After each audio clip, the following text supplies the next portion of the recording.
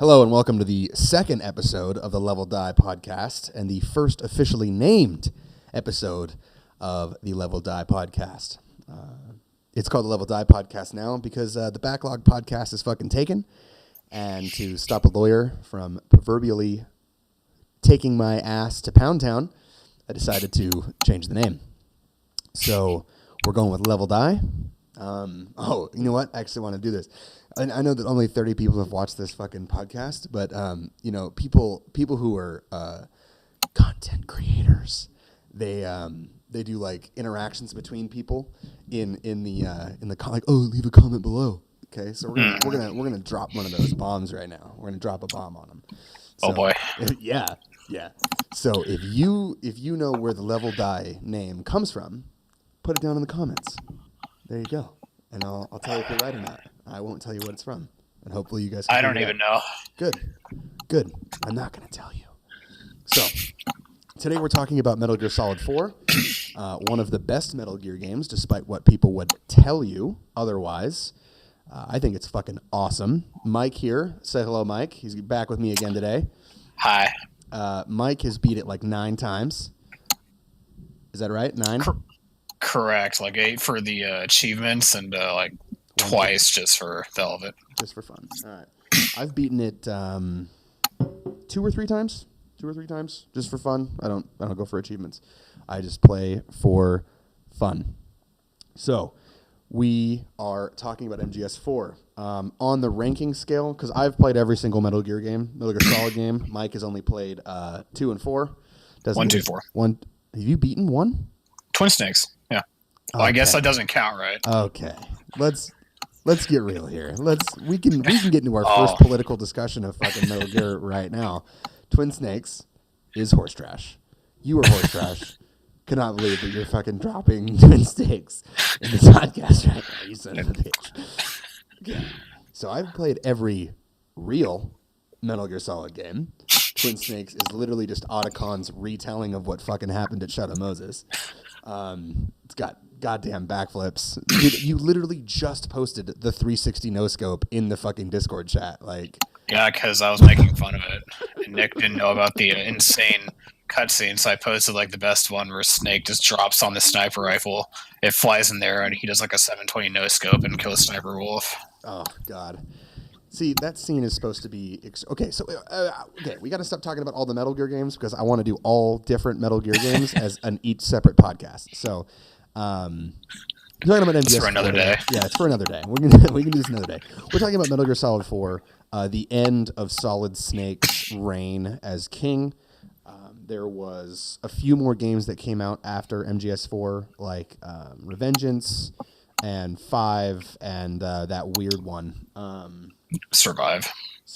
Yeah, that's what it's called. Survive. So I didn't play Survive, but I played 5. If I were to rank the Metal Gear games, because I've played just about every one of them except for Survive, I would say Metal Gear Solid 4 is probably number 3. Top 3, it's number 3. So a lot of people would say that it's one of the worst ones. They are wrong. They are absolutely wrong, and it's because the game is good. It's just people didn't like how long the cutscenes were, and get used to it, bud, because it's fucking great, and it's got the best gameplay in the series. So let's talk about Old Snake for a second. So you played 2 and Twin Snakes. So you know who Snake is, and you know what his personality is, and you've kind of watched him grow over the course of the Metal Gear Solid games. What did you think of Old Snake? Well, I think the main thing that like they wanted to make us think was it was kind of sad that he's kind of stuck in his old body, but like his personality-wise, he hasn't really changed because like throughout. Kind of like a theme of this game is Old Snake is like, or people are telling Old Snake like, no, you can't do this, like you're too old, and he's basically like, I have to do this. But he's also like, I think Meryl says it. She's like, you're part of the age of heroes, like, and the age of heroes is over. Like, there's no one. We don't do this anymore. It's about the real world now. And that was like a big theme too, was they kind of took it out of this fantasy world that Metal Gear was kind of living in, this sort of like pseudo sci-fi action thing that was based in real life. And they really, with 4, they were like, this is now, what if it was real life, really? Like, what if all the events of Metal Gear were actually put into real life? And 4 is a lot grittier than the other ones. And every other one, it is a lot grittier and dirtier and more serious, I would say, than any other Metal Gear game out there. Because it's like, what if the events of 2 basically happened and carried into the real world, and the world was shaped by the Patriots and war? Yeah, and that's the big thing. They ended 2 like trying to make it seem like since you took down Arsenal Gear, like the world's going to become like a better place or something. But then you just get to 4 and it's like the world is shit because the Patriots have basically taken over. The Patriots have taken over. Yeah, Patriots. Lilo. Fucking. But the other thing, like, because Meryl also describes that like Snake does things the old way, and that's also like a theme of the game where it's like he's trying to navigate this new world, doing like the exact to try and solve it, and to a way it works because like both him and Johnny, who like a lot of people also don't like in this game, are like Johnny's badass. Fuck yeah, everybody who doesn't like Johnny. Like, okay, I will say the Meryl Johnny wedding scene is pretty fucking cheese. Like, or like the part where like they're shooting, fighting scene, the fighting one. Yeah. But dude, she's also like turbo ripped, so like the wedding scene's a little like weird she's too. Buff. she's like fucking who's that fucking chick MMA fighter? Ronda Rousey, bro. She's like fucking Ronda Rousey huge. She is built, homie, like ginormous. Like, dude, she would rip you in half with her arms. Yeah. I mean, if you're into that, that's cool. But I don't like that. Like a muscle girl sometimes. No, like a girl is just gonna like pop your head off like a watermelon with her thighs. Like, you've seen that no video? thanks. You've seen that video? Yeah, that's why I referenced it. It's scary. Dude, a watermelon has the same density as the human head, bro. She would shatter your ass. And my brains just fly out of the top of it. Yeah, dude, fuck all that. But I will say the wedding scene between like the fight, the propose to me scene was pretty fucking cheese. But like, I don't know, I dug it. I mean, like if it was going for that, you know, it was going for this sort of level of camp at that moment because everything was like super super serious. Like 5 seconds after that, because then we go into like the microwave oven and shit. And it's like super fucking hardcore. And that opera song's playing, and like the battleships are going at it, and Snake's like dying. Oh my god, dude, that scene, dude. When I first, because I'm pretty sure you can't fail that. Can you fail that? If you like stop pressing X right at the end, you can fail it. I'm pretty sure. Okay, well I never stopped. You know, I have beaten every single mash triangle in the Metal Gear games. Every single one. I got the Meryl ending because I beat the torture in Metal Gear Solid 1. I beat it in Metal Gear Solid 2, 3, and 4. And 4 it wasn't torture, it was the fucking microwave oven, and it was harder than every other one because it was like 5 fucking minutes long. But like that scene is one of the best scenes in video games ever because no game has ever done the shit that Metal Gear does, or Metal Gear Solid 4 specifically does, where it splits the screen and you've got gameplay and cutscenes going at the same time. That's not the only time it did it in this game, too. No. The Raiden Vamp Gecko fight is one of the best fucking cutscenes in the game. And it's like, I literally will just put that on YouTube now because it's so hard to pay attention to the Raiden. It's Raiden, sorry. I've been watching a lot of MK11 shit. Lightning. Raiden, the lightning. You were the lightning in that storm. The Raiden Vamp fight was so fucking good, and it's so hard to pay attention to it because of you have gameplay going on, but like it's so enjoyable to watch because it's just like a great fight.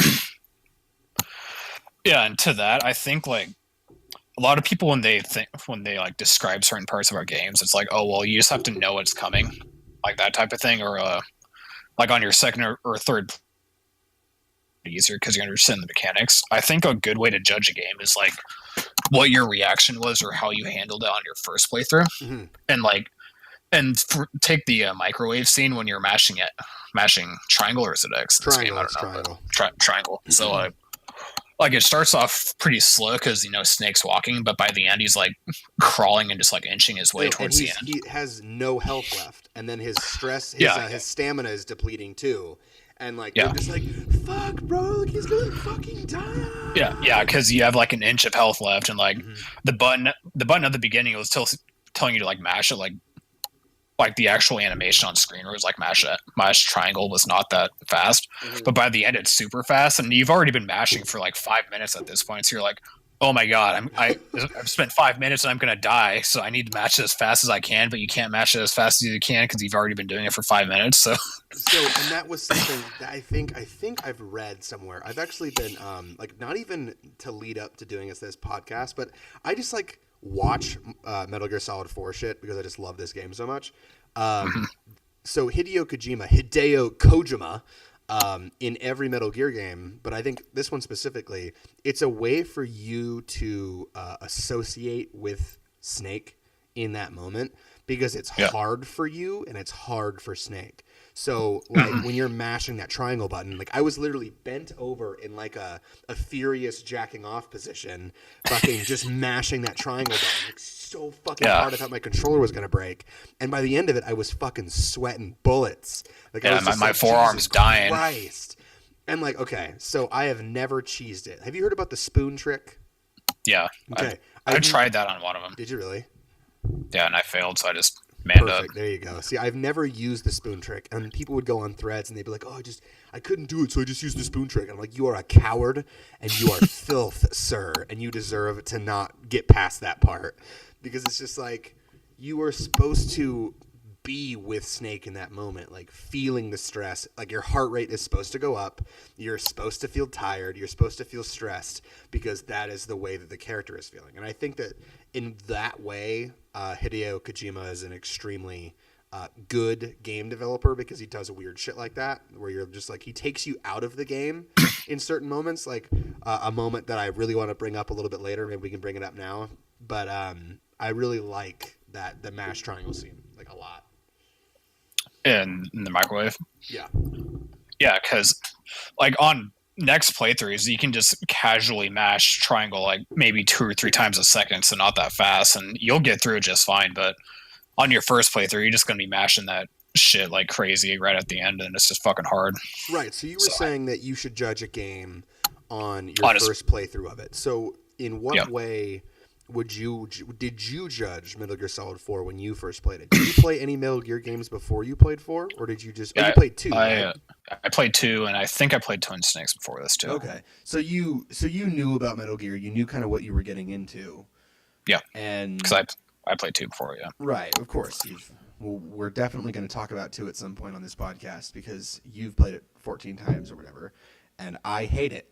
So it is my least favorite Metal Gear game. So we will talk about that at some point. I will rebeat it just for you, Mike. Maybe I'm missing something. I don't know because people fucking love MGS2. You still have the high intellect to understand. You're right. Story. Right. Sorry, I like my campy James Bond movie in the forest. Which is why you like 3. No brain. I'm a no brain plebeian. Jesus Christ. So when you were going through it for the first time, so the game starts with a 25-minute long cutscene. It's about 20. I think it's 20 minutes long. I don't want to overshoot it. So none of the other games have done that. They had 5-minute long cutscenes, whatever. Like it was like all Metal Gear games are pretty slow roll. I think how long was the Metal Gear Solid 2 cutscene? Like on the bridge, and then he jumps down, and then you talk to Otacon for like 4 minutes. And then it can't be longer than 7 minutes. Right. So not that long. So this cutscene in 4 is literally 3 times that long. So how did you feel when you turned the game on and that was before we get into this, did you watch the mission briefing first or did you go immediately into new game? I had no clue. Me neither. Because new game. And I read about that. It's because the mission briefing would have ruined the pacing of the game.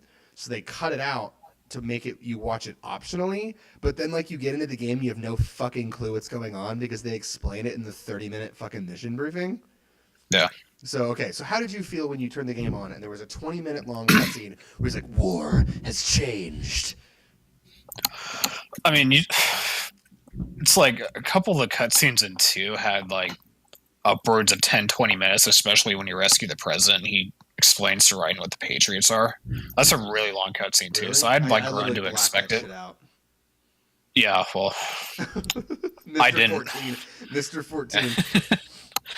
So I don't know. It's just like that thing. It was kind of a meme at this point too, of like, oh, Metal Gear games are expected to have long ass cutscenes, so I just accepted it. Right. It's not as bad because yeah, this game had like a 25-minute lull where you didn't do anything before you get to cutscenes, and then it had like 1 minute of cutscene. No, it had the one. Yeah, No, it had what- the yeah. 1 second where you get to control him, and then you go onto the truck, and then there's You a go 5 underneath the minute long car. cutscene, and then there's another 5-minute long cutscene. Dude. Yeah, I was like, just okay, whatever, yeah, but dude, fuck yeah, Metal Gear Solid 4. Oh, but at least in the beginning of this, it had that part where you can like change between like 6 different channels. Did you ever do that? Oh. Yeah, there was like an interview with David Hayter. Yeah, they had the David Hayter interview. They had all the different the PMCs, and then There's a had cooking the show. cooking show, I and think there was a game show and a workout show. there was the game show, the workout show, the David Hayter interview, and then they all ended on the PMC commercials. Yeah. Dude, So that was kind of weird fun. as fuck. That shit was weird as fuck. When I turned that shit on, it was fucking weird, dude. It was fucking weird. It was just like, what the fuck is going on? Like, David Hayter, the voice actor of fucking Snake, is just sitting and talking, like, in Snake's voice, like, with the solid eye on? Like, what the fuck is going on, dude? And I think on my first playthrough, I was like kind of scared to press a button, and I think I had it. It was set to like the workout show, and after a couple minutes, I was like, "Well, this is stupid." So I pressed a button to see if it would like skip, and then it switched like the David Hayter thing, and he had the solid eye on, and I was like, "Okay." It was kind of weird to like see a memorabilia piece in the game like on him. Yeah, and If that makes sense. And the voice being manifested in reality, like, and the fact that all of those things were with real people. That was a weird thing too. Was like those weren't animated. Like that was like a bunch of real people, and then it thrusts us into Metal Gear, which is it's a video game. I mean, it looks really fucking good. Like that game looks fucking incredible to today, and it's always gonna look fucking incredible. But it is just it's a video game, and then the first 5 minutes that you are in it is with real people. It's so jarring. Metal Gear Solid 4 is a trip. And I totally forgot about that shit. I didn't write that down. I totally especially during the interview, like the person who's interviewing David Hayter, she's like, it's not like trash talking David Hayter. She's like, "Why are you here?" and asking him like certain questions about that, and it's like making him answer these questions awkwardly because he doesn't really know what she's getting at. Mm-hmm. So I thought, like, is David Hayter like, or like, is he actually like part of this world that like in the game that I'm about to play? Yeah, if that makes sense. Right. So like, I don't know. It was just weird, and then the game starts. And I was like, okay. So when did you find out about the mission briefing? We can talk about the mission briefing now because those are 30-minute long cutscenes as well. So like, because I didn't know, and then I think I beat like the first chapter. And then they gave me the chapter 2 mission briefing, and then I went back to the main menu or whatever, and it said like mission briefing on it. I was like, oh shit, the mission briefings. And then I like looked, and then there was mission briefing for chapter 1, and I was like, what the fuck? Like, what is this? Like, I played it 2 times through and had never seen that. And then I went and I looked at the mission briefing, and then it was chapter 1 mission briefing, and I was like, what the fuck? And it's a 30-minute long introduction of like, here is exactly why you're going, like, here's the entire plot of the reasoning behind this game. And like, if you don't watch that, like, you kind of have to figure out what the fuck is going on. I liked it. I liked piecing the pieces together. But dude, if you watch that mission briefing, it goes, dude, your brother's back alive and he possessed fucking Ocelot, and now he's fucking in control of the Patriots and blah blah blah mind control and shit. And fucking and he's like, oh fuck, okay, so like that's exactly what the plot of the fucking game is. Because as far as gameplay goes, I don't know if you figure out that Ocelot is alive until you see him at the end of Act 1. I could be wrong, but I think that's when you figure it out. I'm thinking. No, you do not have an Yeah. encounter until he does the It zooms in on him and he's at that camp, and then he activates the he deactivates the Patriots, and everybody starts going through that shit. Yeah. And then like Akiba Johnny is like, oh, He's what not the fuck's affected. going on? He's not affected, and you don't find that out until like the fucking last chapter of the game, which I fucking love. And then and then Snake's affected by it, and he's like crawling towards him, and then like pushing people over and shit, and then like he's like, oh, Ocelot, you know, And then he gets in his helicopter and just rides away. yeah, and then you're like, oh shit, like fucking, because if you've played 1 and 2, like 3, you don't really need to play until like 3 only comes into play after the main credits, basically. After the credits. Yeah. After the fake credits. After the fake credits. Yeah. So, I mean, But, 1 and 2 are super important, because when you finally see Ocelot, you're like, oh fuck, like Ocelot is still an issue. Like, and if you played 2, he was literally fucking possessed by your brother's arm, which we can talk about that on the Metal Gear Solid 2 episode. Fucking a trip. And then obviously you find out the truth behind all of that at the end of the game. But awesome. Yeah, to answer your previous question, I didn't even know that the mission briefing existed until like my third playthrough, because I played through this game in like 2009, 2010, whenever it like first came out. And then I put it down, and then like 2014, 15 came around, and then they added the achievements came out, and they added the thing where you can just fully download the game. Yep. Instead of having to like the manually parts install or whatever. Yeah, because he smokes the cigarette, and then like the parts install, and it takes like an hour. Yeah, that was super annoying. I remember playing it on like the big screen, and like it was installing for an hour, and then like my mom came in, and she was like, "Why is they're just an old guy smoking a cigarette?" I never got to experience that. Like, Mom, it's downloading. I can't play. Really? Yeah, and then I did like my next play to the last emblem that you need, because it's like beat the game within 2.5 hours or something with no kills and all that stuff. Yeah. And like the only way you can tell if you killed somebody or not was going into a mission briefing on the main menu. Reading that bottom bar.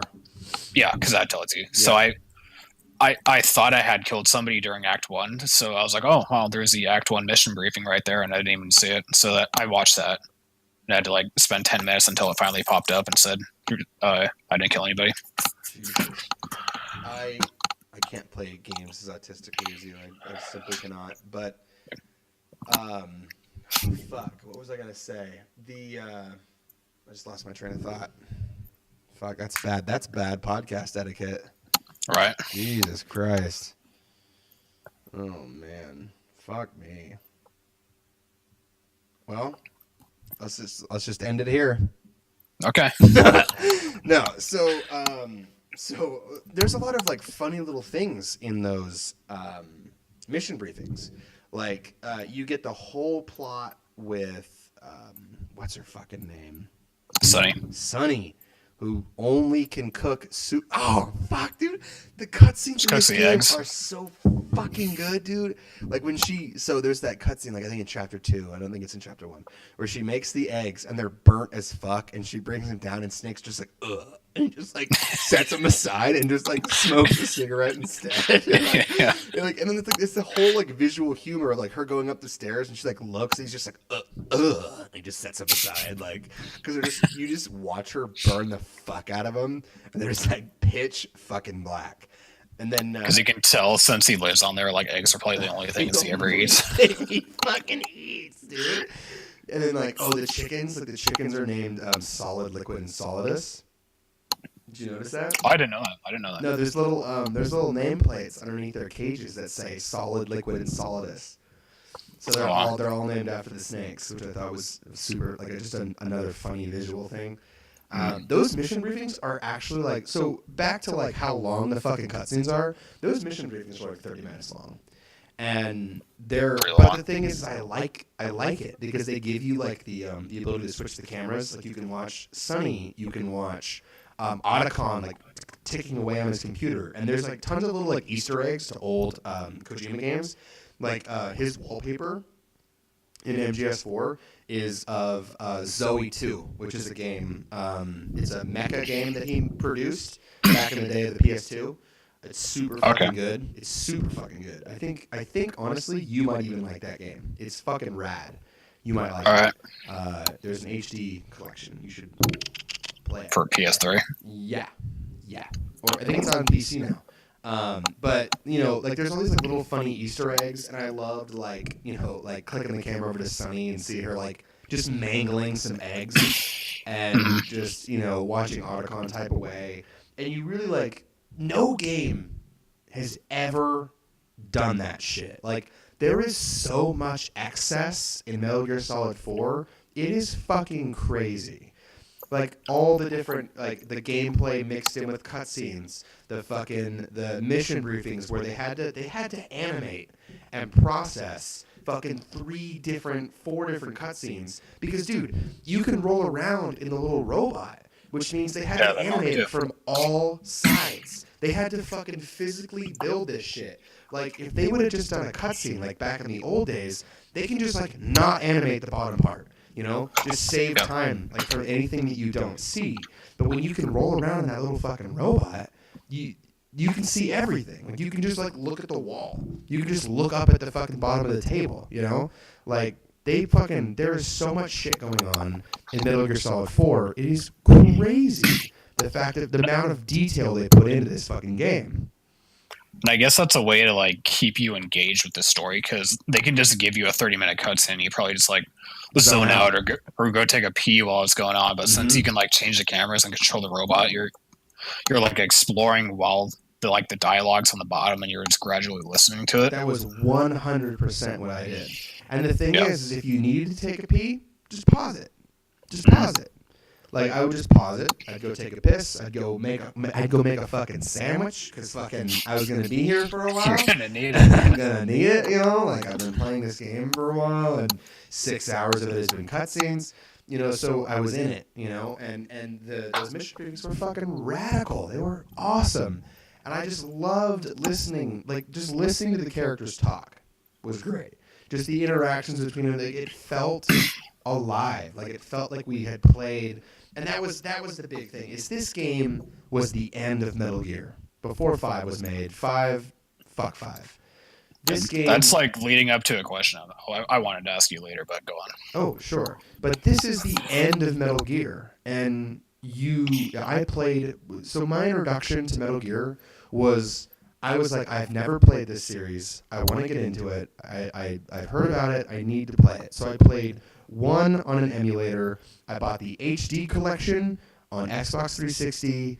I played 2 and 3 and Peace Walker, even though I think I waited to play Peace Walker. I borrowed your PS3, fucking banged out Metal Gear Solid 4 in like 5 fucking days, gave it back to you, played Peace Walker for fucking too many fucking hours. That game is fucking great. People think Peace Walker is bad. Fuck those people. That game is fucking terrific. Okay, I've beaten that game 2 or 3 times too, and I've gotten a true ending every time. Yeah, baby, there's a true ending. It's the red ending, baby, and it's fucking dynamite. Okay, you fight a fucking lolly and a robot, and it's fucking. Well, actually, oh boy, she's 21 years old. Okay, but she just looks like a lolly. All right, basically lolly. Basically. But then and it was just incredible because I didn't play it over the years, and I know I didn't play Kingdom Hearts over the years. I didn't play Metal Gear over the years. I've never played any series over the years because I just wasn't into those games when I was younger. But I played through all of them so quickly and so together that I was like, it was in my mind. It was like I played Metal Gear Solid 1. I played Metal Gear Solid 2 right after. I was like, dude, fuck yeah, dude. Another game with Snake. I'm fucking stoked. Fucking Raiden comes in. Like, this is the worst game fucking ever made. Fucking Metal Gear Solid 3 comes out. Okay, I didn't hate it as much when I was going through it, but fuck that game. All right? Fuck that game. All right. Fuck, dude, I want to talk about all the Metal Gear games, but like, I really, really want to save some of this shit for other episodes. Good thing we started right at the end. I know. So we can fill in the blanks. 4, 2, 5, 3, 1. Like, yeah, 4, 2, 5. 1 3 because it's going to take a lot of money to get you to play 3 all the way through. Like, I'm going to have to provide a lot of And I'm gonna pay cash up. money for you to fucking get that shit completed because it's like a fucking 12-hour game. And you're like, forests, mountains, bleh. Hallways. I think you're really gonna like it if you actually give it a chance. But okay, so back to Metal Gear Solid 4. When we get to Metal Gear Solid 4, finally, you know, you feel like these characters have lived with each other, and Otacon and fucking Snake have. They adopted a little girl that's just like super gay, but like in a super cool way. Like it's super awesome, you know, like these 2 dudes who just like started like a mercenary company, like adopted a little girl who is the daughter of a chick you injected with enough tranquilizers to put down an elephant.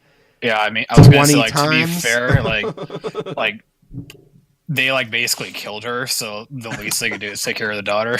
Yeah, dude. But like the funny thing about that is Otacon literally tells you there's enough tranquilizer in one to put down an elephant. You could take down an elephant with that thing. Yeah, the frame rate on my emulator was trash, dude. It was like 15 frames. It was you could take down an elephant with that thing. Had to hear that way too many times. It's nice to know you had 15 frames during a cutscene. Yeah. Or not even a cutscene, or in a codec call. Yeah, dude. And then when I would get out there, it would just be like this. This is the fucking rain. Horrible, dude. So, post-mortem ear warning to all the listeners, because I bet that was fucking loud. That's loud for me. Good. Well, you know what? About halfway through my last podcast, I ear raped Derek and all the other listeners. So it's just going to be a running theme. Come to expect it. Yeah, come to expect it, all right? There's going to be one. It's to keep you on your toes to make sure that you're not falling asleep on me. But you get to 4, and you're so attached to these characters, and they feel lived in. The characters really feel alive. And those mission briefings really take that out of the character. Like, it really shows you how alive these characters are. Just them talking. Like, when in a game have you ever played where a character and another character just talk for a half hour? Fucking never, dude. But that shit happens in real life. And that's why I think Metal Gear Solid 4 is such a good, like, this is an example of what would happen if Metal Gear was in the real world. It is dudes talking, and there's some robots. Yeah. Especially since this game takes you, like, in all 5 chapters, it takes you to a different place in the world, too. So It kind of helps world build in that sense. Right, absolutely. And that was actually, critics panned that quite a bit, saying it was sort of like this world-trotting tour and none of the areas feel lived in. But people didn't like that? No, people did not like that. Well, at least cucked reviewers didn't like it. I thought they still gave him a 10 anyway. Doesn't matter. So I thought it was fucking awesome going from what was it? Afghanistan to Africa to Paris to Shadow Moses. What was 4? Shadow Moses, wherever. Is that in Alaska? There's 5. Oh yeah, sorry, Shadow Moses. I thought you were for some reason Outer Haven, and then Chapter 5 is Outer Haven. Just middle of the ocean. Dude. Shadow Moses. Goddamn, dude. As a fan of the first game, which is my number 2, right above Metal Gear Solid 4, that moment where you go back to Shadow Moses and then you do like the little flashback where he like falls asleep, and then you replay the intro to Metal Gear Solid 1. Yeah. That was a trip, dude. That was like, and we're going back to like judging a game the first time you play it. Dude, my mind was exploding the entire time I played this fucking game. I did not know Shadow Moses was coming. I didn't know it was fucking coming, dude. And fucking, you play the first bit of Metal Gear Solid 1 again, just inside of Metal Gear Solid 4. My head was just like scattered all over my fucking room, dude. My brains popped out of the top of my head. It was awesome. Yeah, one of the things I like in like movies or books is like the first place you go to is like the last place you end up, and like it's cyclical. It's cyclical. It's really good in this one because like in this game, Shadow Moses is basically like run down and nothing is there. So you're basically just running through like the first 2/3 of the game in the span of 2 or 3 minutes. Dude, isn't that fucking weird? Because there's so much backtracking in the first one and all this shit, and then you literally just go right through the helicopter area, right into the fucking the tank area, right through the laser Claymore room, right to where you fight Vulcan Raven in the tank, and then it's basically done. Like it's so good, but it just gives you like this, and then you can do that little bit. There's that hidden cutscene where I think that you were playing through it one time and you missed the camera cutscene. Is that right? Oh yeah, I missed that. Yeah. So that camera cutscene where you go and he goes, huh? A surveillance camera? And then it just like falls over. And it's like, dude, like that was literally like a big moment in Metal Gear Solid 1 where you get to that point and you're like, okay, I have to avoid this camera. And then you sneak past it. But this one, it's like you look at it like, huh? And it just falls down because like it's so decayed, it's decrepit, and it mirrors what Snake is going through. I mean, he's old, he's decrepit, he's not taken care of. Shadow Moses is the same thing. And like we met Snake at Shadow Moses. Well, people who played Metal Gear are gonna go, yeah, but you met him at Zanzibar Land. Okay, but I don't give a shit about Zanzibar Land. Okay, I'm talking about MGS. Fuck Metal Gear. And you meet him there, and then you basically end your adventure there, and then you get one of the hypest fucking moments in Metal Gear where you fucking get to pilot Rex, dude. You get to, dude, it's a giant mech fight, like the first and coolest fucking T-Rex robot that you fucking fight.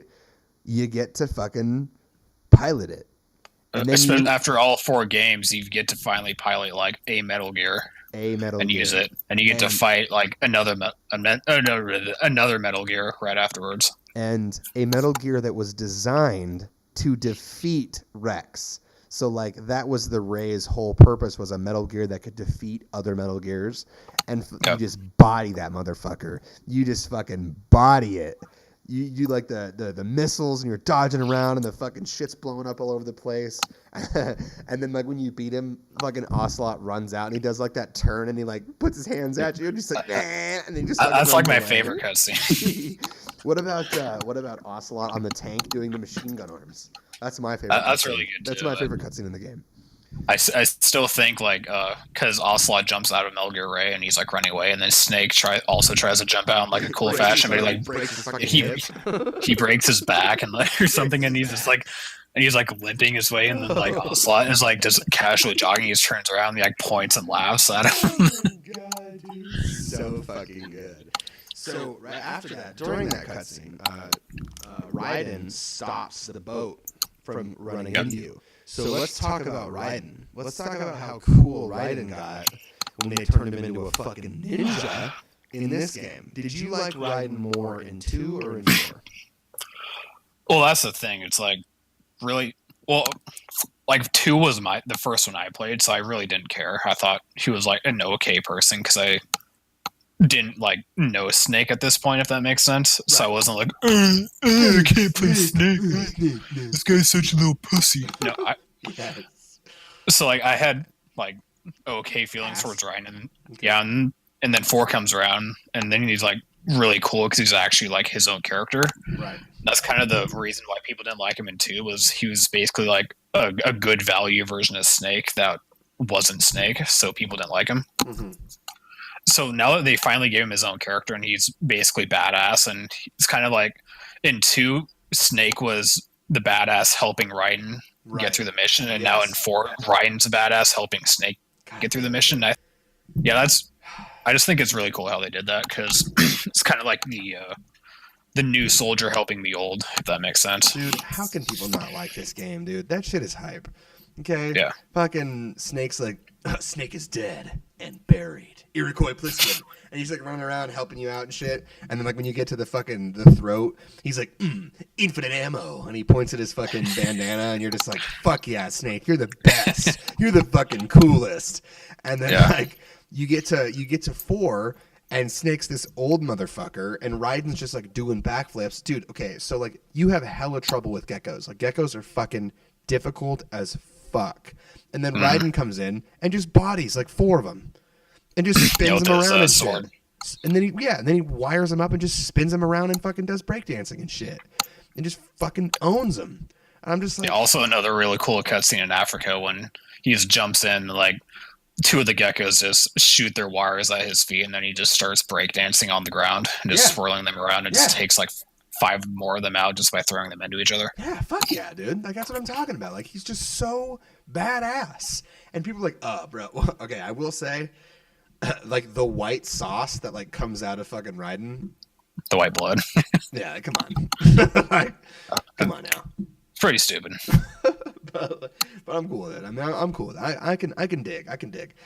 But I love the dynamic that shifted between Snake into, like, just like you said, Snake in 2 and Snake and Raiden in 4. It's terrific. And it is Metal Gear Solid 4 was truly supposed to be the end of Metal Gear. And the entire theme of that game is like, guess what, dude? Snake's gonna die at the end of this one. Like, you better be ready. Like, it was, we kept bothering him, like, and him being Hideo Kojima, and I bet Konami did as well, where it was like, we need another one. Everyone wants more Snake, more Snake, more Snake, more Snake. And he's like, okay, I'm gonna give you more Snake, but I'm gonna give him to you in a way that you're not gonna be happy with. Where he's this old motherfucker who's not cool anymore, like he was in 1 and 2. He, you're going to experience him at probably his lowest point, like right before he fucking dies. And I just loved that. I thought Old Snake is cooler than basically all the other versions of Snake, except Metal Gear Solid 3 Snake, Naked Snake. I just loved Old Snake. I thought he was fucking great. And I love the decision to go with the mustache. Like, have you seen those pictures of, like, what he was going to look like with the beard or clean shaven? I have not. Well, there's, like, these pictures online of, like, here are some renders of what he was going to look like pre-production. He was going to have a beard like he did in Metal Gear Solid 2. But I think they made a great choice going with the mustache because he looks just, like, old. He looks cool. Like, I dig it, He's always just smoking and shit. And he's always like, like that cutscene near the end, like, where they're in the mission briefing and he's got the oxygen tank in one hand and the fucking cigarette in the other. And everyone's just like, Jesus Christ, Snake. Like, can you stop? Can you please just stop fucking hacking up a lung back there? He's just like, And he's like, this is bullshit. Like, that was really good. So good. Like, I'm just telling you, these cutscenes are fucking hilarious, and I love the cutscenes in this game because it's just like these little moments where, like, Meryl's just like, oh my god, just like rolling her eyes at Snake. Like, can you please just die already, or like stop smoking your cigarettes and like being obnoxious as fuck? Yeah, I just got like the thing in this game where everyone's like super disappointed in what Snake's become, but yet they still have to rely on him to do everything. Yeah, dude. He still saves the day. Yeah. And they're always like, oh, Snake, just let Raiden take care of you. He's like, I have to do it. I have to do it. It's my problem. Yeah, like, you can just send a robot through the microwaves to put the thing in, but oh god, nope, that Snake has to go theory in. Fucking basically ruined my day. Like, when I found out about that, like, they could have just sent a robot in. Just like they could have just sent the Mark II. At the end of the cutscene, Snake's like dying on the floor, and the Mark II takes the thing. He just walks in. Yep. So, like, totally pointless that he went in there and like sacrificed himself. Whatever. But I think maybe he had to get through to go fight. What's his name? Fucking Ocelot. Like, maybe that's the reason why, because like that's the only way to get to Ocelot. See, but I don't get it because after that cutscene, they both end up on top of the ship anyway, outside. Right. And if he had to go through there to get to Ocelot, how would Ocelot end up there? If he also didn't have to go through. He didn't turn on the microwaves until then? Oh. I don't know. I'm just thinking, but I mean. Okay. All right. So do you remember that, back to the cutscenes, do you remember that part when you're at Shadow Moses and he goes, Otacon goes, all right, Snake, it's time to put in the second disc, the disc Mark II. Do you see the disc Mark II? Of right after the Sniper Wolf fight? Yeah. Yeah. Yeah. So did you have to do that in Twin Snakes? Because I don't think that you did. All one disc. Right. So you missed out on that fucking opportunity because I played it on an emulator and I literally had to go into my menu and insert disc 2 at that moment. And then I was like, God. oh, fuck, this is going to crash. Like, it's not going to work, right? And then he goes, all right, let's go. And then, like, the game moves on. I'm like, dude, this is just the fucking best game ever made. And, like, when he goes, fucking time to put, oh, no, it's a Blu-ray disc. It's dual layered, too. No need to switch. He's like, oh, We can. Otacon, get a grip. God damn it, Otacon. Like, it goes back to just like, it was literally just a callback to every great moment in Metal Gear history.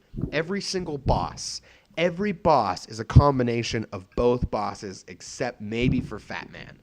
I think Fat Man basically wasn't a boss in 4.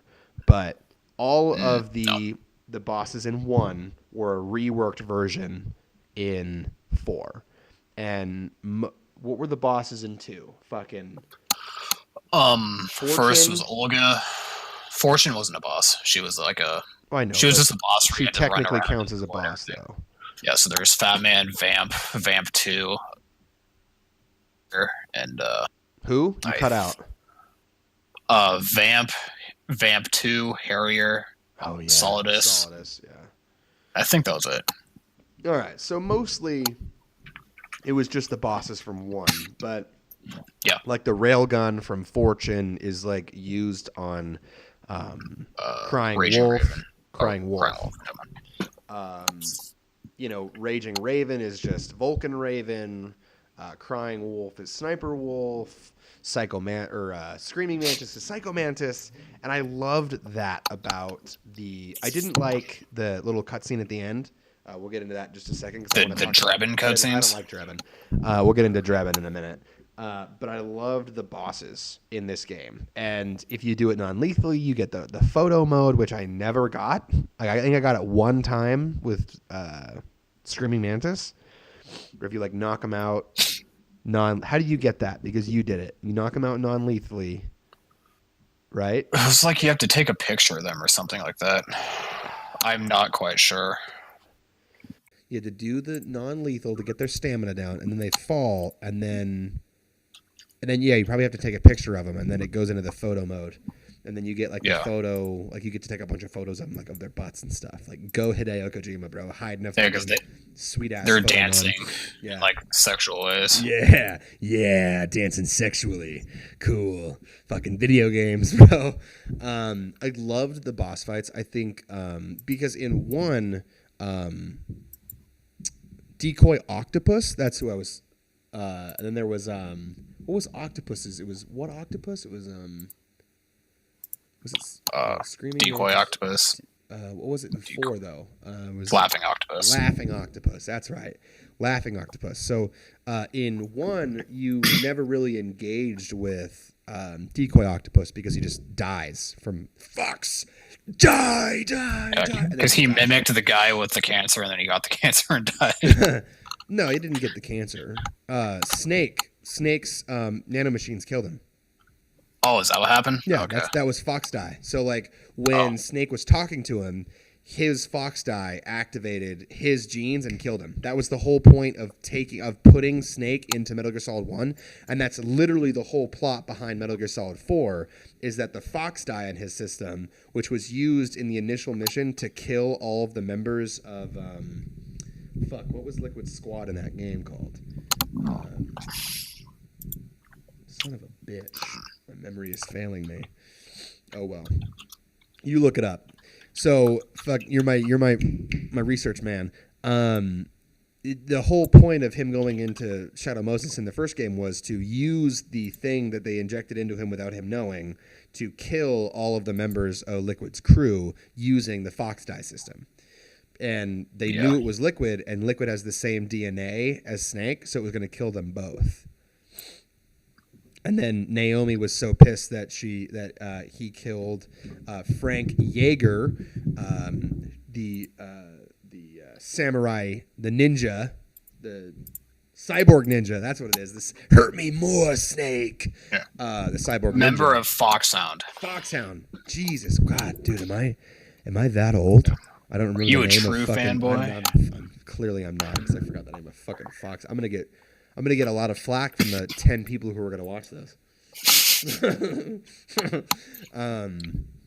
I love the bosses though, because Laughing Octopus was super fun because she would camouflage herself on the walls and then like camouflage herself as you or as Naomi, and then you had to like shoot them, and it was like super fucking cool. And all the bosses were super fun, except maybe Raging Raven. I wasn't a huge fan of Raging Raven. Raging Raven's just a bad boss fight. It was my It's not favorite. bad. It's just uneventful. You just shoot the thing in the air, you know? Yeah, There's no real thing to it. I really like the Laughing Octopus fight because I remember on my first playthrough, it took me like half an hour because I just could not find her. Oh, because she's like hiding on a painting or something, or up on a ceiling or something. She was like talking shit to me, and I think she was on the painting, and that took a long time to find too. And the other one was she's in the ceiling on the main room, and she has like a bunch of like metal tentacles coming out, and she just blends in really well, even though she doesn't blend in really well. Right. That took me so long too, because I had no idea that the night vision on the solid eye worked in finding her. So yeah, I was running out of ammo too, and it was just. I think I found out about the night vision on I think probably midway through that fight or on my second playthrough. I don't remember because it's been so long, but it was a blast. Like, and then Crying Wolf was like, Jesus Christ, was that fucking fight fun? Where you get to crawl around. That's my favorite boss fight. All of the fucking snow. You're hiding. You're playing this cat and mouse game where like you have to wait for her to come out because she has to come out to snipe you. Then you have to shoot her in the fucking body, and then you have to like move away because she closes up and then she fucking dashes around and then she hides again. Dude, that shit was dynamite. That was so much fun. Wasn't there guys you had to kill too? Like, weren't there soldiers out there as well? She summons in soldiers occasionally. Yeah. I think it's really cool because you're both trying to do the same exact thing. Like, she's trying to run away from you so she can set up and snipe. And when she sets up to snipe, you're supposed to run away so you can set up so you can snipe her where she doesn't see you. Mm-hmm. And if she sees you, she shoots you, and then she fixes up, and then she runs away. So you have to catch her. And that also falls into the Metal Gear Solid 3 boss fight. You never played this fight, but the Ends boss fight, he is a sniper as well. And he runs around the map, and you have to find him. And you can sneak up on him. Like, one of the best ways is to basically, like, if you follow his footsteps, you can kind of sneak around, and you can sneak up on him, and you can get, like, really fucking good damage on him. Or you can just hold him up and kill his parrot, knock him out, and get all the good shit. You know, 'cause you have to eat his parrot for the achievement to get eat all of the animals. You have to kill. Okay. You have to kill and eat the Ends parrot, dude. Brutal, but You have to like stalk him, and it's such a good boss fight, dude. It is so good. Like, if you like Crying Wolf, you're gonna like the end because it was basically the inspiration for the end, in my opinion. But it was probably will. It is super fun, and then like you're crawling around in the snow, and like it took me that fight is slow burn. It is fun because it takes a while. Like, you're like looking around, searching and shit. And like one of the times I was playing, she was right fucking next to me because I don't like having like the heat vision on all the time because it's like straining, you know. It's like I turn it off, I run around, and then I turn it back on to see where she is. And dude, like I was like, where the fuck is she? I like turn around, she's right next to me, like looking away from me, and I'm like, holy fuck, dude. Like, there you go. All right, fucking pop shot, baby. And then Psycho Mantis was obviously fucking incredible because you do the whole like, dude. Okay, it took me so fucking long to figure out that you had to shoot the dolls, and then you had to use the dolls on Psycho Mantis. Because you actually have to go into your inventory and see that you actually got them. You probably wouldn't think that they're an actual item you can use. You pick those fuckers up, and then you have to use them against her. And it took me a while. It took me a long fucking while. And then you get that sweet ass cutscene where it's like, let me read your memory card. Well, he does the vibration first, where it still fucking works. And it still blows your mind because it's still cool. Like, it doesn't ever stop being cool that he can fucking vibrate your controller with his mind. Okay? It's still cool. It's still just turning the vibration on. I don't give a fuck. Okay? I was like 16, 17 when I played this shit. It blew my fucking mind when I first played it. And it's still going to blow my mind to today because it's just a cool weird thing that happens in Metal Gear. Okay, I just fucking love it. Everybody can go fuck themselves. Who's like, I just like it. It took me out of the game though. Fuck that, dude. It's supposed to bring you further into the game. I dig it. But then, like, you know, and then he goes, "Let me read your mind." And he's like, "Huh? Hard drive." Like, No external memory cards. No external memory cards? You've gotten an upgrade since the last time we met. And I was just like, dude, fuck yeah. Love that. And to go back to the Crying Wolf fight, another part of why I liked it was like it also took me like half an hour because the longer that fight goes, the colder you get, and then your sight gauge is a 0. So once you do get her and you get this sniper out, he's just like looking all over the place because he can't stay still because he's so cold. Badass. He's How do you so heat psyched yourself up. up? Do you have to take pentazimine, or do you? Is there a way to heat yourself up in the actual? You can find a warm place like underneath the roof, or you can use the syringe. Oh, Which I didn't know about either, so I just kept failing to shoot her. So now we've gotten to the syringe, okay? And let's talk about the boss fight that challenged me probably most, like my brain, as a hardcore gamer. The vamp fight? The vamp fight. The true vamp fight, okay? I killed him 3 or 4 times, where I would just shoot him. I was running out of ammo. Fucking I'd kill him, and then he would get right back up. And they were like, you gotta figure something out. Like, he's just not dying. Like, the nanomachines, they're just healing him. And I was like, wait. Nanomachines.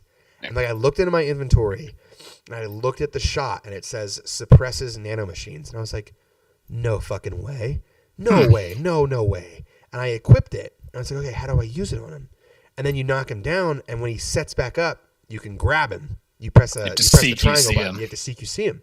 And then it goes triangle, and you press it. And then, apparently, if you have like the knife or the whatever, you stab him with that, and nothing happens. So like you can, really?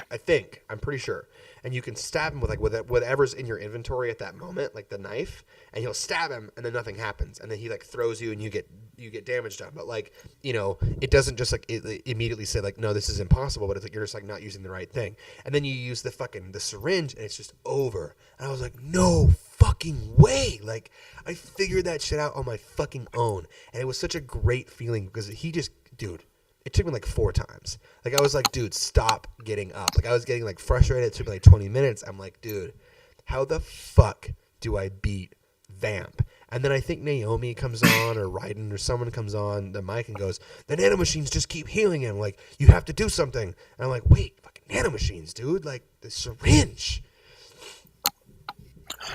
I also figured it time, because it seems like counterintuitive. Like you don't want to get near a vampire, if that makes sense. Yeah, so it's like, no, but if you get near him in the fight, he fucking owns your ass. Like he gives you a hard knockdown. I'm pretty sure if you get close to him in the fight. If you don't, he does a ton of health. Yeah. So it's like you wouldn't think to just run right up to him and just use it, but yeah, I'm with you. Like it took me 2 or 3 fucking times to kill him, and then I looked through my inventory, found it, and then just used it. Because at that point, you got the syringe in like Act 2, so you'd forgotten that you had it. Yeah, because I never used it.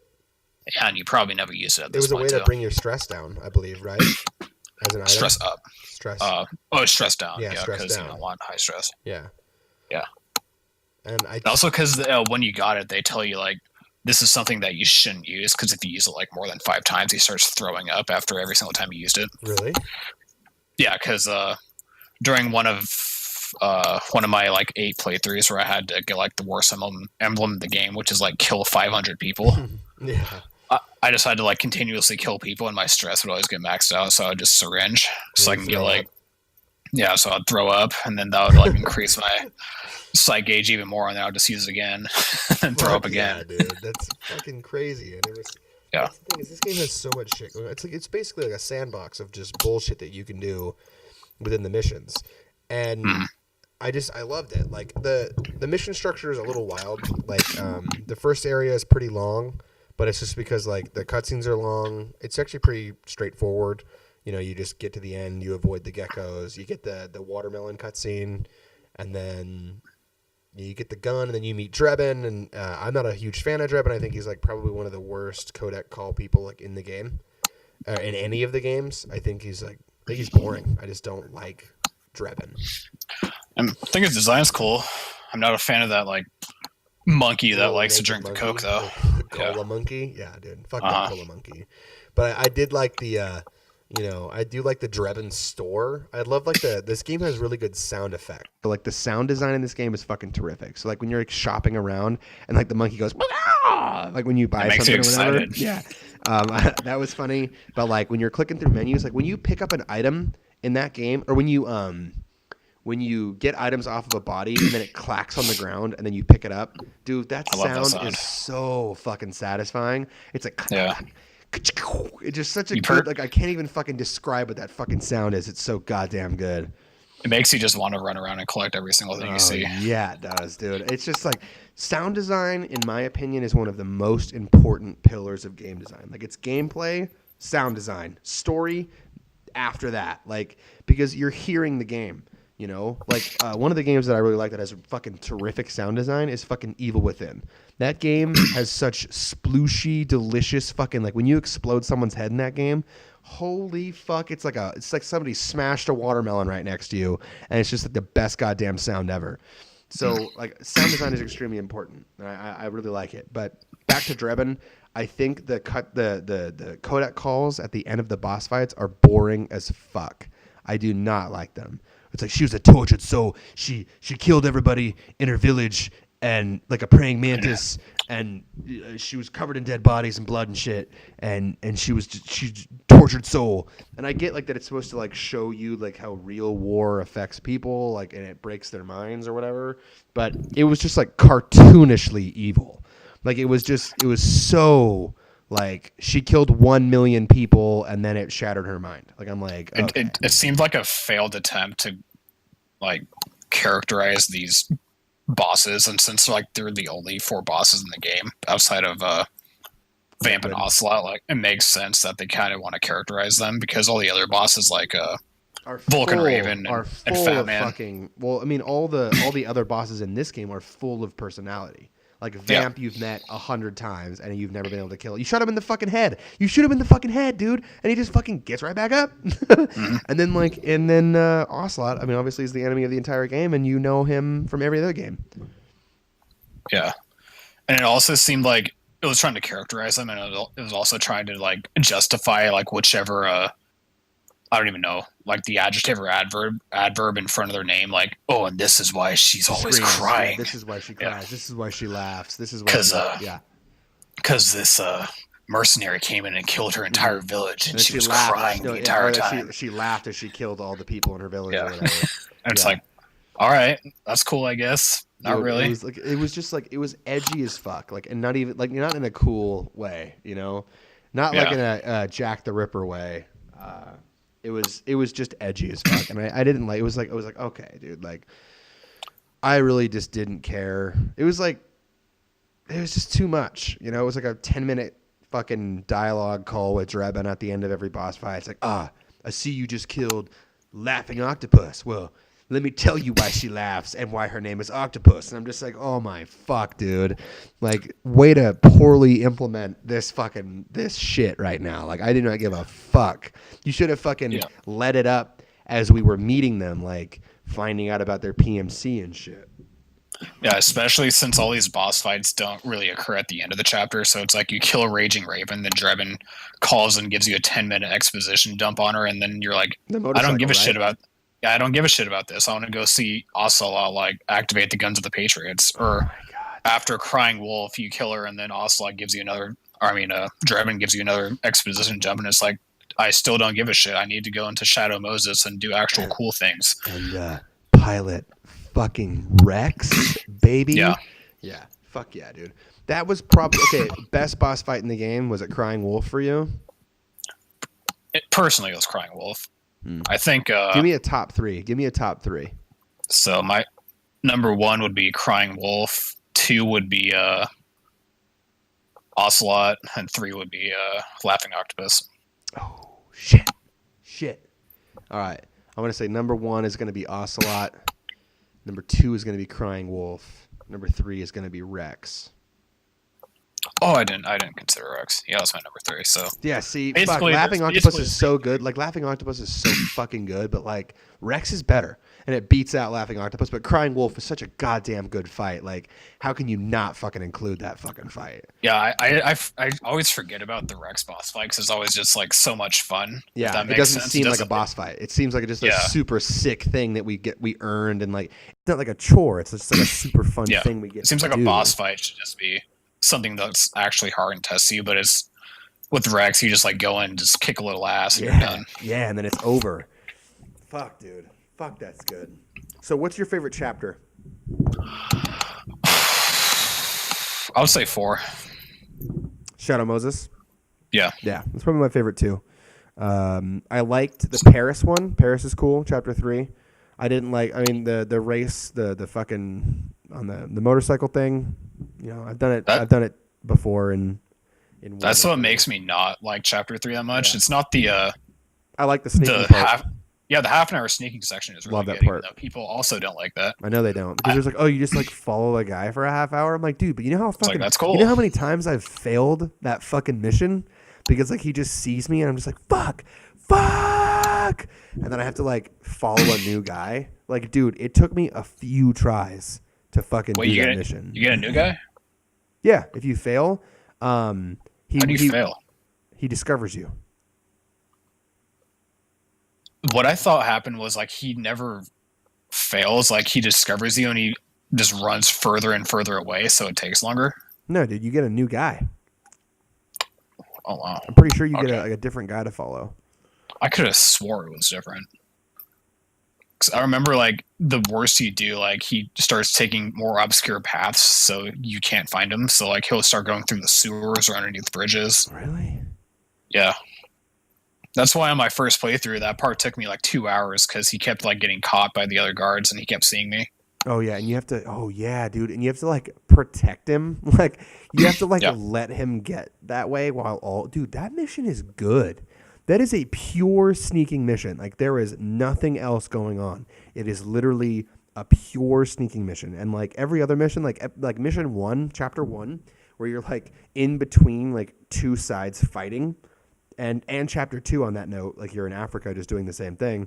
That shit is crazy. Like it's super loud, it's super violent. Like you can kill people. It's like no big deal, and like raises your rank. Like with the rebels, like you can do that shit. And he's like, oh, don't get involved. But like I loved like using the CQC because it's like the best fucking gameplay in the entire series. Like the CQC is so much fucking fun to use. So I always used it. Like I'd go into the buildings that the PMCs were in, and I'd like CQC them and like subdue them and pick their pockets and like the one where you can do where you're standing and you sweep their gun out of their hand and you push them back and then you hold your gun and then you tap my his God. pockets. Dude, Yeah. that shit is dynamite as fuck. Yeah. I love the CQC in this game. I love the gameplay, so I tried to absorb as much of it as I can. And in chapter 1 and 2, you're in these battle zones. And then when you get to chapter 3, it is literally just like, hey, we created like a super good system of sneaking. Use it and follow this dude. I never got to the point where he was going through the sewers and shit, so maybe I didn't do that bad. But I swear did, to God, 'cause I that was just so bad. thought that he fucking, like he kind of, no, he gets caught. If he gets caught by the guards, you get a new guy. Oh, okay. I must have never gotten him That caught is then. what happens. Okay. Okay. If he gets caught, because I would fuck up to the point where I was going too slow or I'd miss a shot or whatever, and they would arrest him, and then you get a radio call like, all right, that guy's fucked, but go find this other guy. There's another guy heading towards the base, and then you go and you walk around, and then you find like a new guy who has the exact same face, and then you follow him, and you do that. He really goes into the sewers. I never saw. He that. went like under, maybe not the sewers, but he went like underneath bridges, and he took like the long way around, and it was really annoying on my first time. Oh no, I remember that where he goes and there's like the helicopter overhead, and you're in like that that creek. That's it. That creek That's part. it. Yeah, and then he's like, you have to go super fucking slow, and you have to go through the water and shit. Fuck. Because at that point, he's trying to sneak around too. That shit is so hard. That mission is hard. That mission is hard. And as it's fuck. not even like you have to protect him on the way through either, because like if you look ahead and you just like snipe out the guards with the tranks, and he sees like the guard's drugged on the floor, he'll get freaked out and like run away too. Mm-hmm. So it's also like you have to go ahead of him, like take the guards out of the way to make sure he doesn't see anything. Mm-hmm. That's only on repeat playthroughs where you actually know what you're doing. Right. I didn't like the race car thing, the fucking motorcycle, because I did it in 3, and that's just a huge callback to 3, where you are literally driving with the same person as an older version of Snake. Like, it's just like a huge callback. And you're driving in the Big same Mama. kind of vehicle on Big Mama with Big Mama. Okay, fucking Naked Snake may have been on Big Mama, but old Snake is her kid, so don't be weird. Big Mama. Yeah. That scene where you go and like he CQC's like 4 guys and like he's got like that dude pinned down and he's like shooting motherfuckers. That scene is so good, like when you break into Big Mama's cathedral or whatever. Dynamite. Yeah. And then she gives you like that they played video games, so they're ready for war. Fucking they played Call of Duty, bro, so they're fucking ready to fight. And you're just like, yeah, dude, I played Call of Duty, I'm ready to fight. All the scenes where Snake like takes people down, because even that scene where you first meet Meryl and then like Johnny's holding you up and then you basically talk shit to your him. Safety zone. And he goes, huh? And you just go, shoo, and like just like steal it from him. Oh, Yeah. fuck, that's good. It's super good. So good. So since we just talked about Johnny Sasaki, I love because he's in 1. He's the naked guard, the naked genome soldier. And they bring him back in 4, and he's just like constantly shitting his pants. And like the first time you meet him, he's like shitting in a barrel, which is like just one of the. And you don't know who he is at that point. You don't know who he is. He's just shitting his pants or whatever. And then like he keeps doing it again, where he's like, oh, I keep having stomach problems. I keep having stomach problems. And then you finally get to the point where Ocelot activates the guns of the Patriots, and everyone is fucking flipping the fuck out. And Johnny's just like, dude. What's going on? And then they're like, and then Meryl's like, why are you not affected? Why are you not affected? Like, dude, I never got it, bro. I don't like needles. And then like you find out, like, dude, he's got like the secret. He just isn't affected by the nanomachines. And like it's literally like the best weapon because everyone in this world has or is part of the Patriots system. And he was always trying to get out of it every time for some reason. Yeah. I think he explained it. He said he just doesn't like needles. Oh, okay, yeah. So He just yeah, apparently that doesn't makes have him like the best soldier in the world since literally.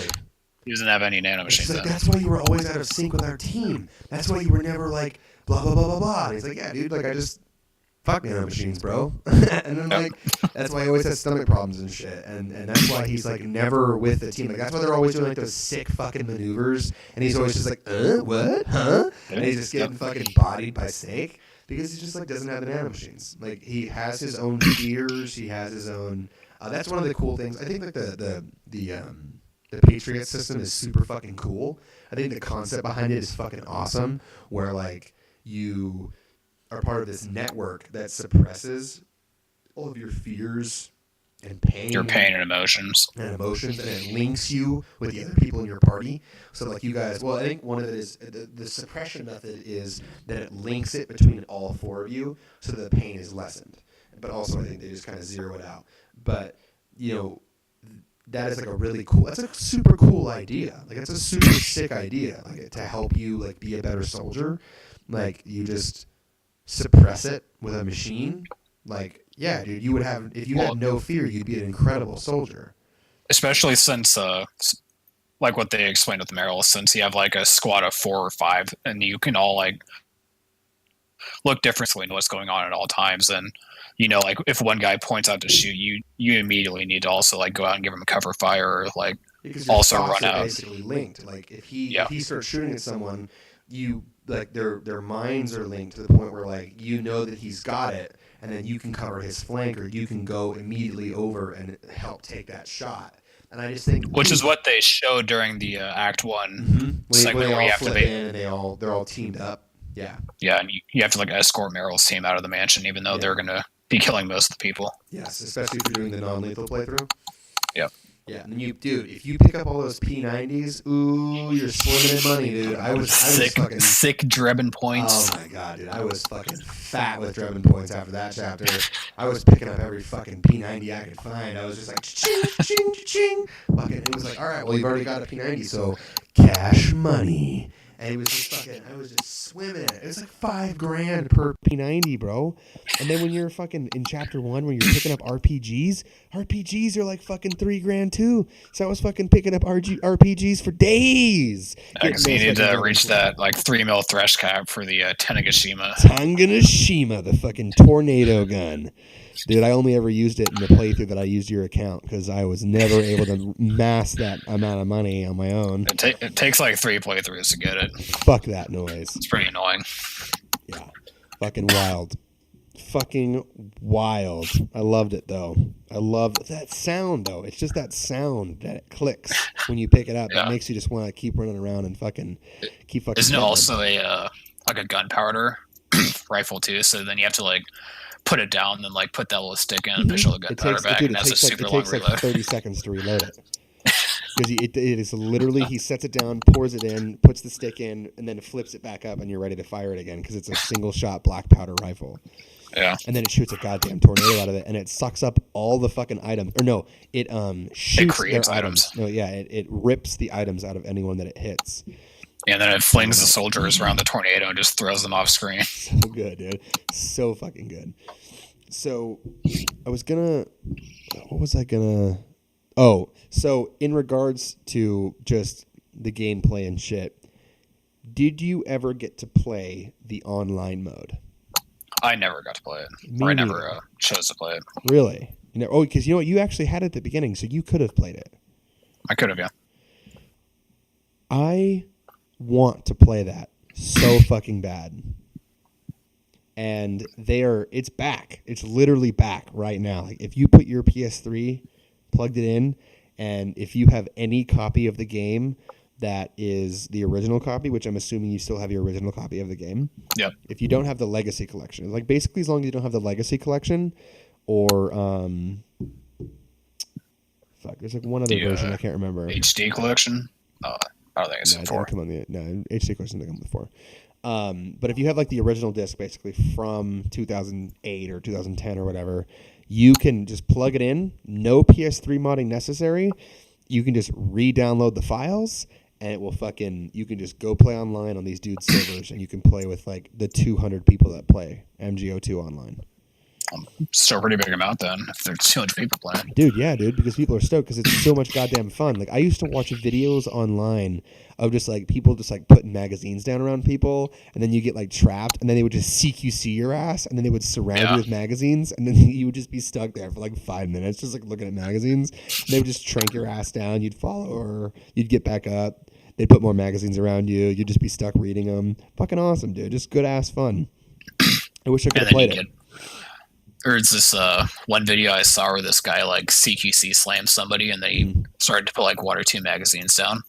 But then he saw some other guy was coming up, so then he ran over, CQC slammed him, and the other guy at that point had gotten up.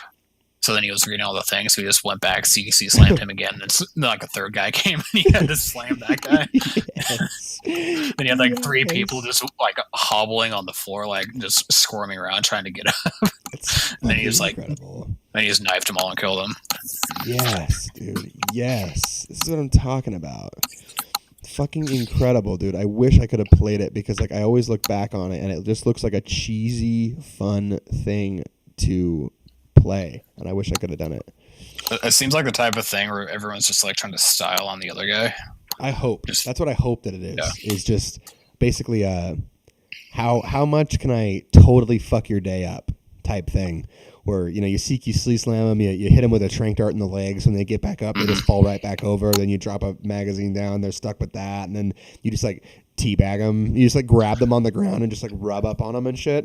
Just yeah, it's also that type of game where when you pop it up, like, the first 20 hours of it is just you getting your ass kicked because you don't know how to do anything. Oh, yeah, dude, because you're just getting headshot across the map by, like, dudes with P90s. And the only people who play it at this point are people who only play this game. Yeah, just experts they have, like, from Russia. Hours. Yeah. So let's talk about the final fight because we're about an hour and 20 minutes that we've been talking about this shit. Yeah. So let's talk about the final boss, Liquid Ocelot, and the fact that it is probably and then we guess we can talk about the post-credit scene because we've run through just about all of my talking points. We talked about everything. And all the little stuff is fucking nonsense. So we'll just fucking ignore all that trash. Yes, I created talking points for this because I have to have some sort of fucking basis to move this shit forward. Yeah, I'm a professional.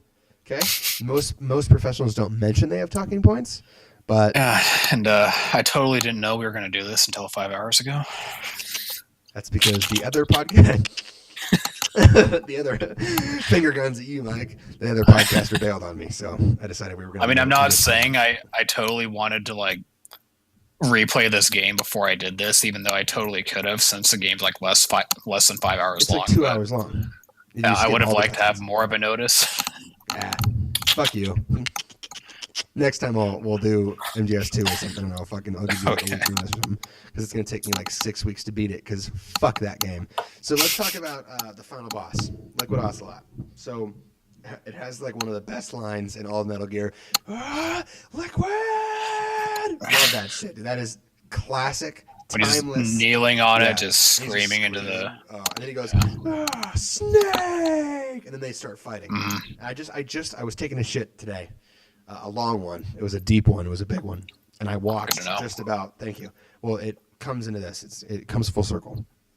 I was watching that cutscene because I needed to get juiced for this podcast, and that fucking moment is so good. And then it gives you like that little preview fight where they fight each other a little bit, and then they stab each other in the neck with the fucking nanomachines, and then they fucking go at it, and you get. It's such a cool transition too. Like it just transitions straight from cutscene to and they stab each other, and they're like the liquid going in like fills up their HP bars too, like back to full. And it does, and it puts it on the Metal Gear Solid 1 life bar, and you're just like, whoa, and then you do the fight, and then you get him down to like just under halfway, like 40%, 30%, and then he goes. And then he turns into fucking Liquid Ocelot. So what are the versions? It's Liquid Ocelot, and then what's the final one? You don't have an HP bar for the final one, so I think it's just probably just Liquid at that point. I would assume. Do. For the fourth one? Yes. Really? 100%. How do you know if you win if there's no health bar? I thought the final part was just like you mashing X and trying to get all the punches off. But I'm probably wrong. I don't know. It's been too long. But then you go to 2, and then it goes, and then like the tanker theme plays, and then oh boy, my song kicks in on the 3rd phase, and he does the "You're Pretty Good" thing, and then Snake Eater kicks on.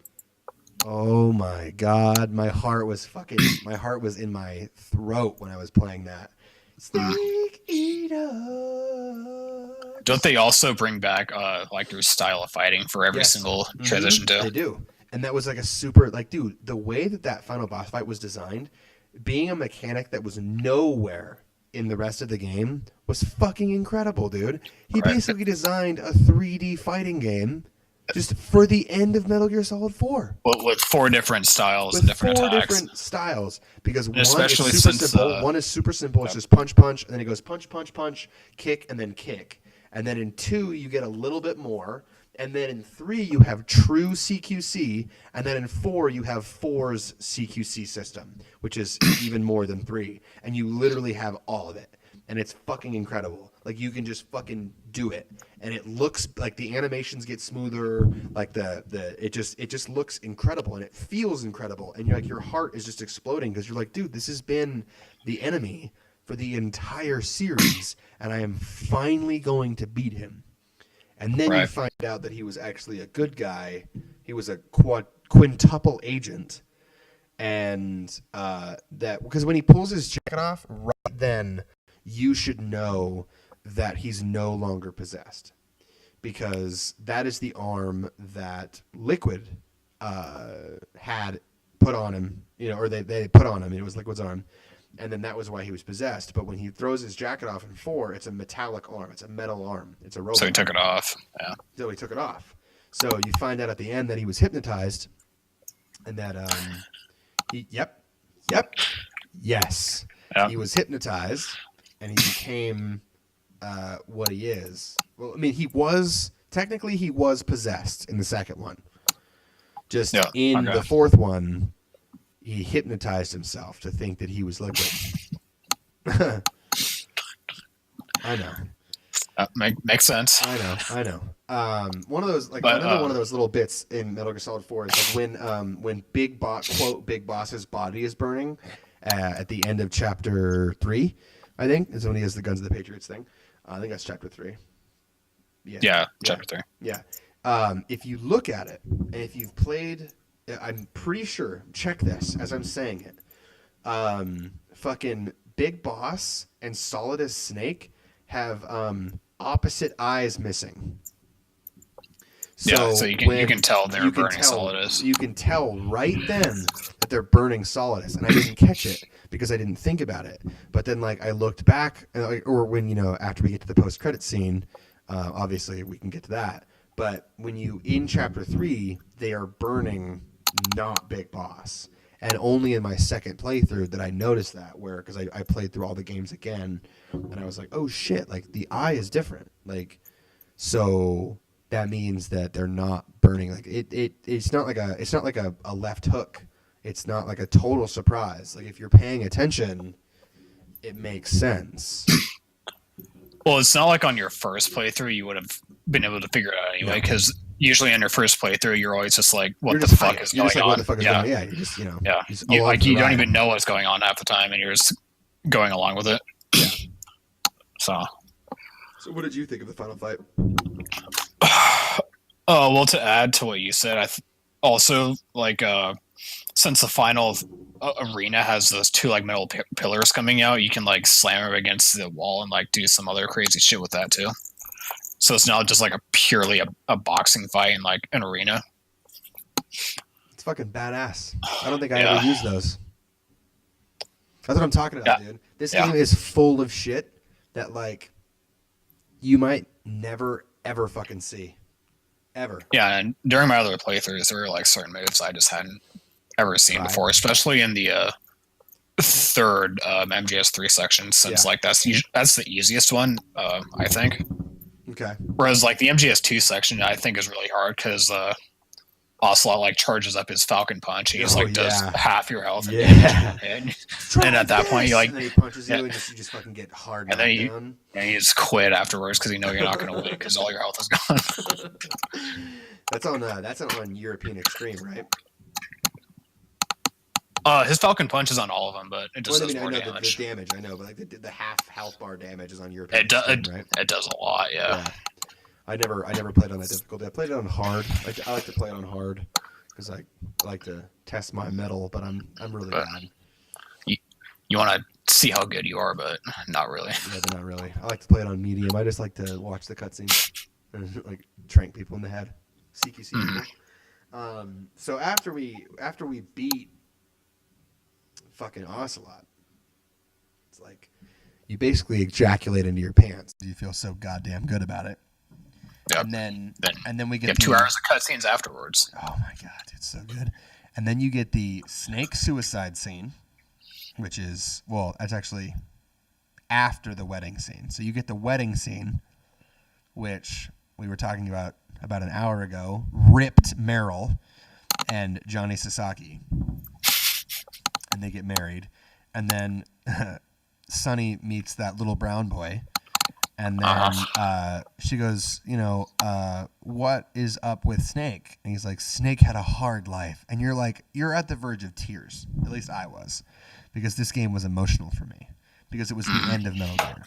And I'm just like, Snake did have a hard life, Otacon. He did. And he's just like, and then it cuts to the graveyard where he's got a fucking gun in his mouth. And you're just like, what am I about to experience? And apparently, in the original cut of the game, he fucking shot himself. He just the game ended right there, dude. He just fucking put a gun in his mouth because Hideo was fucking done, and Snake just fucking blew his brains out. Still would have been a good end. Would have been fucking great. And then so he puts the gun in his mouth, pulls it out, and then we meet fucking Big Boss, baby.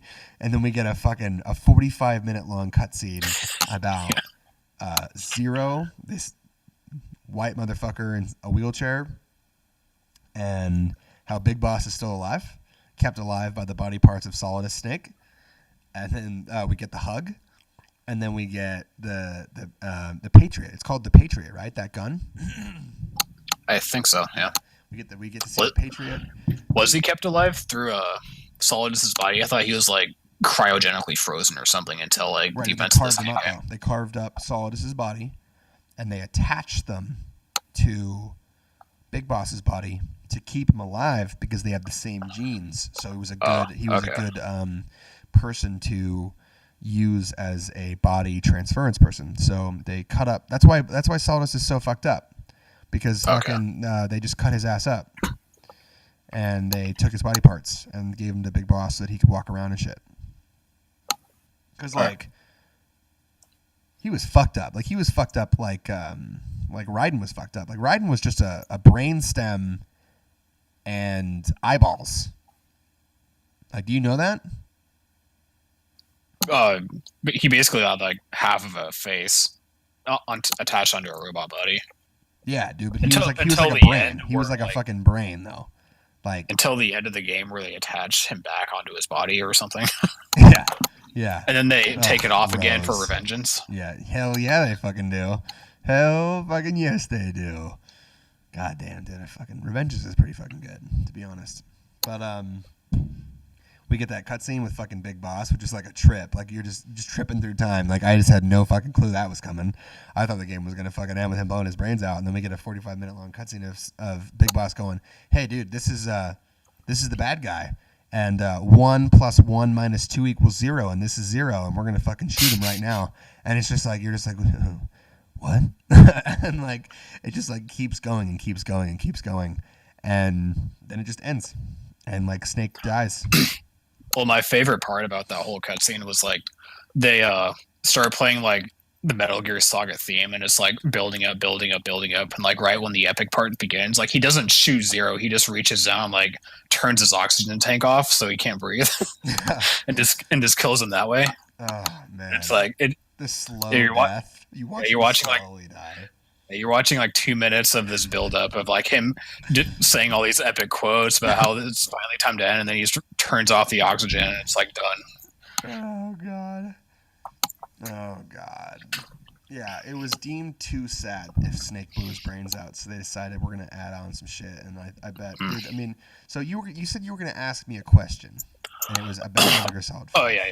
So like, it's kind of like revisionist history or something, but like since like MGS4 was supposed to be like the end to the series, right? And it was supposed to be like this epic conclusion, like all loose ends are wrapped up, you know, blah blah blah and all that. Yeah, it's nanomachine and then shit. Yeah, magic, and then MGS5 comes out, and it's like quote unquote, and you're saying like a disappointment, and like it's kind of like how Konami basically screwed Kojima out, and how MGS5 is like an unfinished game, and how it's like part of that a not satisfying conclusion because Kojima was just spending money in excess. So I know he was way above budget. But like the end result is like an unfinished game. Yeah, 100%. It is a literally proven unfinished game because there are cutscenes that are out there that show some of the cut missions from the game. Yeah, so my question was like, is it kind of like a bigger disappointment that kind of like the end of Metal Gear Solid is now 5 instead of 4, and does that take away anything? Does that take away like what 4 was trying to finish? No, I don't think that 5 takes away from anything that 4 accomplished, because what 4 accomplished was the end of the story. 5 tries to fill in a little bit of information pre Metal Gear Solid 1. That's fine. Trying to sort of show how Big Boss became an evil dude, and that's fine because, you know, the main villain for the first 2 Metal Gear games is Big Boss. So Big Boss is not a good guy. But in Metal Gear Solid 3, we play as the man who becomes Big Boss, and he's just like the coolest fucking guy ever. So like that was always an unanswered question of, well, how did Naked Snake go from being Big Boss, at the end of 3 to becoming the dude that we kill twice in Metal Gear 1 and 2? And the way that they answer that is that Snake brainwashes a dude, makes him become Big Boss for a while, and then he dies. And then you fight him for real in the second Metal Gear game. And that was like his big evil thing, was like he forced a dude to be him while he got to smoke cigars and chill and build up an army. Outer Heaven. Well, Diamond Dogs became Outer Heaven, but yeah. So like, I don't think that Metal Gear Solid 5 takes away. But the thing is like, I wanted that game so bad, dude. Like when they announced there was going to be a fifth one, I fell into the hype, and it's my own fault for disliking the game as much as I do, and I'll admit that 100%. But the game is incomplete, and there are cutscenes in the fucking trailers that are not in the game. So we were shown something that we were not given. So the hype was there, and it was deserved, and the disappointment is there, and it's deserved. Well, okay, so I guess like my new question is, so like since you didn't like 5, is it also disappointing to know like that the official end of like all of Metal Gear Solid since like Kojima's out? Well, yeah, I guess, yeah, but like now the official end is basically Metal Gear Solid 5 instead of like 4, which is the perfect what it should be? Question mark. Yeah, I think it sucks that we were left on with a bad taste in our mouth, when I think that 4 was truly the perfect way to end Metal Gear Solid.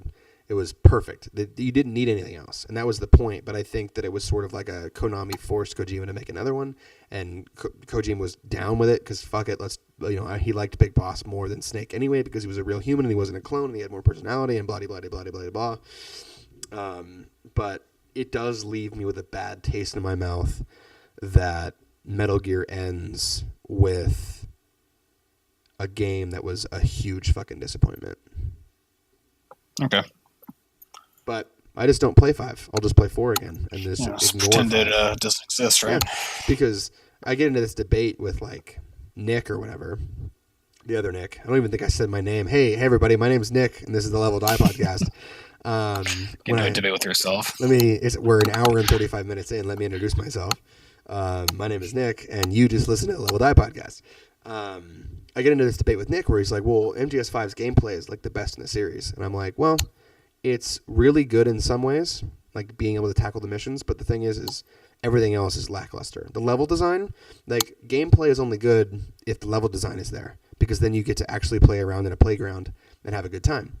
But the playground doesn't exist. It's a big fucking empty open world filled with shit all. But the gameplay in fucking 4, where you're surrounded by enemies all the time, and you get to use the CQC, and you get to use the sneaking and the invisibility. Like the Octo camo in MGS4 is fucking awesome as fuck. Just like lay down, you turn into that, and then you can move around quietly as that.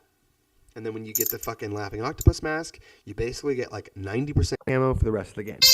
Dynamite. Oh. Fucking dog's awake. Yeah, my dog got her toy, sorry. Well, but I mean, I think that the gameplay in 4 is better because everything about that game is better. And I think that like they dumbed down the CQC in 5. They made it simpler, and I didn't like that. I liked like the sort of really complex tactical operator style that MGS4 had. And I was disappointed with the fact that it was like just so toned down. Like you actually had like fighting game fucking inputs for that fucking CQC in 4, dude. It was dynamite. I fucking loved it. But yeah, man. Metal Gear Solid 4. What would you let's end this episode with a rating system. How would you rate Metal Gear Solid 4 out of 3? Let's go way smaller. People do 5s and 10s. Let's do Out of 3. So 3 out of 3, 2 out of 3, 1 out of 3. Yeah. If it's that small, I guess I would have to do 3 out of 3 because 2 out of 3 seems too low.